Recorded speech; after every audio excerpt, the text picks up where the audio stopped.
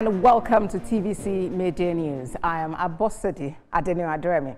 We start off from Addis Ababa, Ethiopia capital, where Vice President of Nigeria, Kashim Shettima, has reaffirmed the federal government's commitment to addressing food insecurity, stating that the administration of President Bola Tinubu has declared a state of emergency on food security, reactivated over 500,000 hectares of arable land, deployed strategic food reserves, and expanded access to seeds and extension services.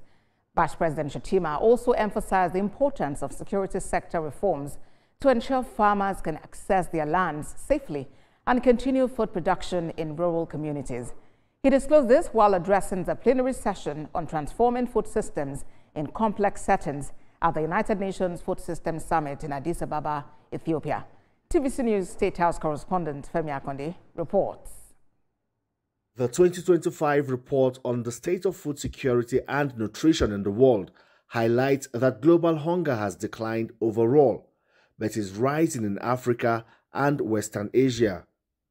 However, the report notes that 8.2% of the global population, which is around 720 to 735 million people, were affected by chronic hunger in 2024. But the United Nations acknowledged that around the world, transformation is already happening in countries that are vulnerable to crisis. This transformation must be rooted in robust data that reflects the need of the communities at risk. Short-term interventions dominate, with little connection to the long-term development planning, and they're not the solutions that we are seeking. So we must choose transformation over dependency. We have good examples. Nations are embedding resilience into national strategies. Leaders are refusing to accept hunger as inevitable. We know that where food systems collapse, instability rises. So breaking the complex cycle of hunger, fragility, and crises that traps so many families is the key to creating a more stable and food-secure future for all. For Nigeria's Vice President Kashim Shettima, he is talking about the strategy of the Tinubu administration in turning moments of crisis into opportunities. He says the state of emergency on food security declared by President Bola Tinubu in the early days of his administration is already yielding results. The whole mantra is on increase in yield, embrace modern agricultural practices, fertilization, improve seeds, better agricultural practices.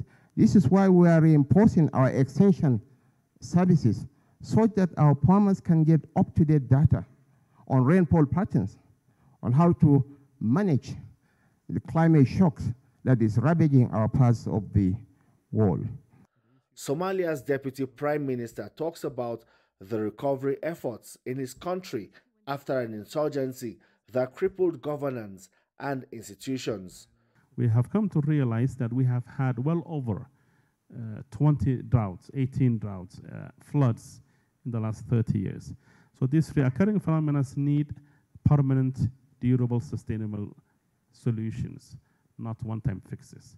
Nigeria is clearly not immune from the global food crisis, but with deliberate policies and strategies, it has set itself ahead of the pack by providing incentives for smallholder farmers, including women and youth. Nigeria's participation at this year's UN Food Systems Summit is to build partnership that will ensure sustainability and build resilience. Femi Akonde, TVC News, Addis Ababa.